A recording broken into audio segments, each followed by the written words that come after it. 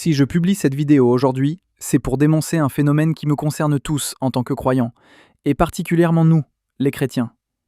Peu importe que vous soyez catholique, protestant ou évangélique, force est de constater que bien souvent, les pasteurs ne prêchent plus réellement la parole de Dieu, mais une version édulcorée, teintée d'opinions personnelles et de considérations politiques.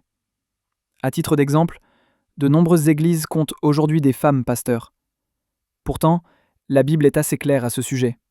Citons la première lettre à Timothée, chapitre 2, verset 12.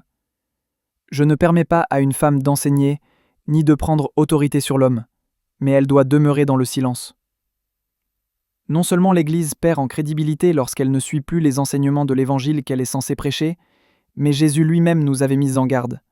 Dans les Actes, chapitre 20, verset 30. « Il s'élèvera du milieu de vous des hommes qui enseigneront des choses pernicieuses pour entraîner les disciples après eux. » Et que dire du courant woke, très influencé par l'idéologie LGBT et une tolérance mal comprise qui gagne du terrain dans nos églises. Les chrétiens sont appelés à aimer leur prochain, mais aimer n'est pas tolérer le péché. Ce sont deux choses bien différentes. Encore une fois, la Bible trace une limite à cette tolérance. Habacuc, chapitre 1, verset 13, dit « Tes yeux sont trop purs pour voir le mal, et tu ne peux pas regarder l'iniquité. Pourquoi regarderais-tu les perfides et te tairais-tu quand le méchant dévore celui qui est plus juste que lui ?» En d'autres termes, le péché doit être dénoncé, non toléré, encore moins accepté. Il est de notre devoir, en tant que chrétiens, d'aimer et d'accompagner nos frères et sœurs, mais aussi de dénoncer leurs fautes pour qu'ils puissent se repentir et accepter Jésus dans leur cœur comme sauveur.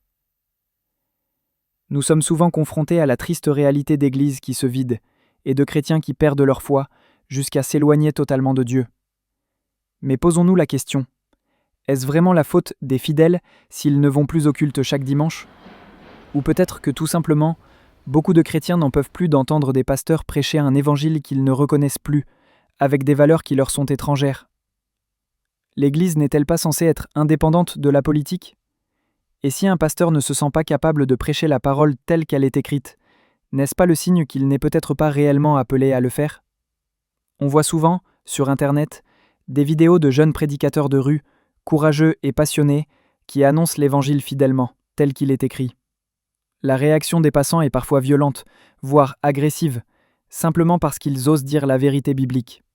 Faut-il en conclure que nos églises ont fini par se soumettre à la mentalité du monde en adoptant une vision moderne des valeurs chrétiennes, quitte à dénaturer l'Évangile ? Mais n'est-ce pas justement cela, être chrétien ? Tenir ferme dans la vérité et aider ceux qui sont dans le péché à changer et à se rapprocher de Dieu. Après tout, le but du christianisme, c'est de se repentir, pas de faire comme si de rien n'était.